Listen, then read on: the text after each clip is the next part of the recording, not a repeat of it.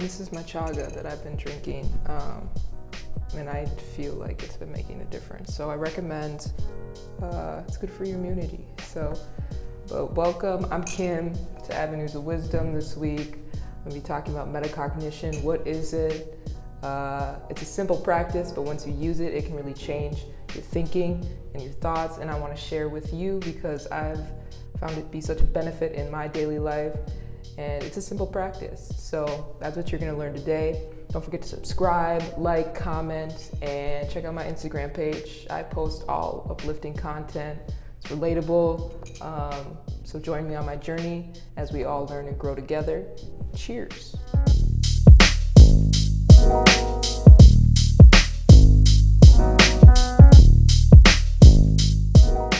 Metacognition. What is it? So I think it's so fascinating, your brain, so that's one of my favorite areas, but your thoughts, your thinking. Metacognition is basically your thought processes, and it's the ability to think about your thoughts. So to take your thoughts and actually evaluate them and look at that thought and ask yourself, is this true? Is this attached to an emotion that I'm feeling? Where does it stem from?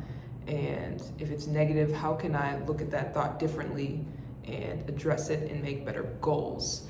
So that's what metacognition is, and that's how I use it in my daily life. I'm gonna get more into how I practice this and going deeper into how you can change those thoughts.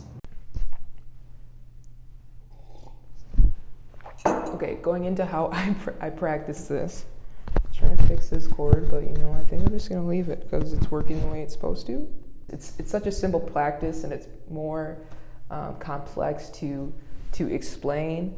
But every day I have, whether you want to call it quiet time, prayer time, or meditation, you have a span of time. It could be 5 minutes.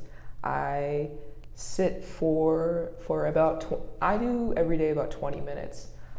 So I kind of wake up at 5:15 and I go lift, and then as soon as I'm done lifting and I get fresh air each morning, whether it's just stepping outside, I come back and I sit and I meditate. I sit in silence for about 20 minutes, and at first it was uncomfortable, but now I practice it for amount of times and so consistent with it that it is comfortable to me to sit and observe my own thoughts. But I'd like to evaluate how I'm feeling in the morning and kind of how my thoughts are coming in my mind. And if they're negative, I sit and I address them. I look at them and I ask myself, where's this thought coming from?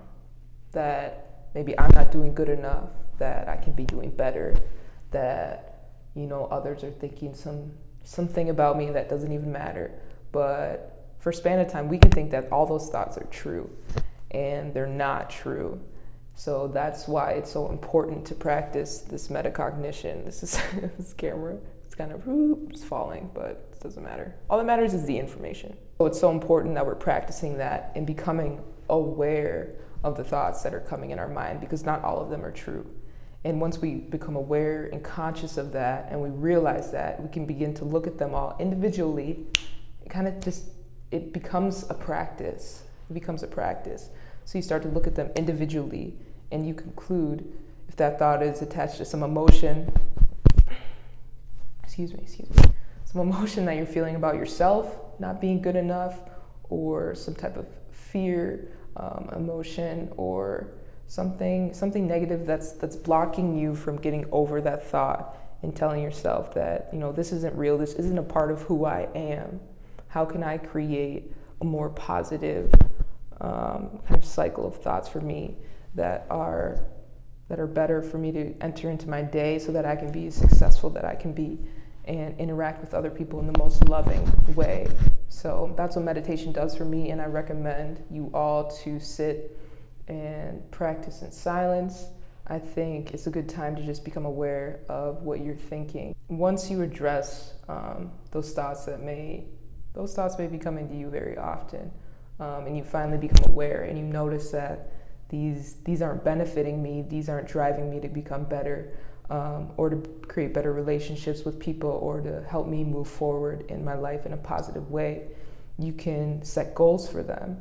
So you can set goals in a way of, my example is, am I not good enough? That is a thought that comes to my mind, and I start to practice each day in ways that I am good enough.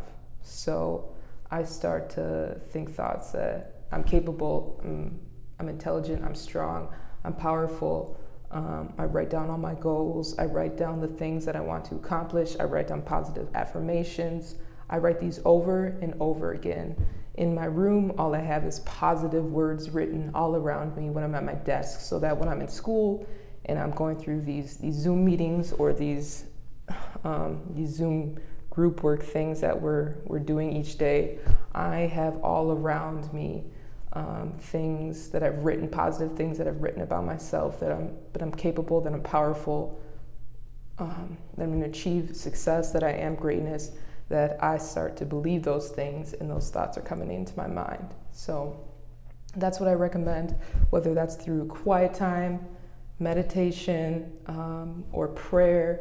There's obviously your faith involved in all of this, that, there's things that are bigger than you, obviously, in your life that you can't explain. So I really encourage you to implement one of those things in your day, and that you can become aware of the thoughts that you're thinking, how you're acting, and how you're feeling.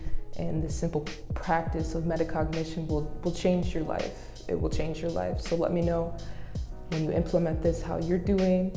I think it's fascinating. And I think this is something that's going to become more powerful as we move on each day.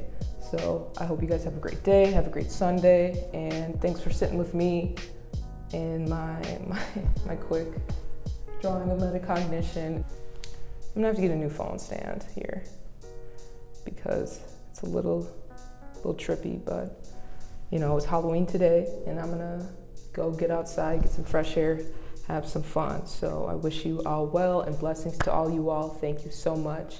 Have a great day.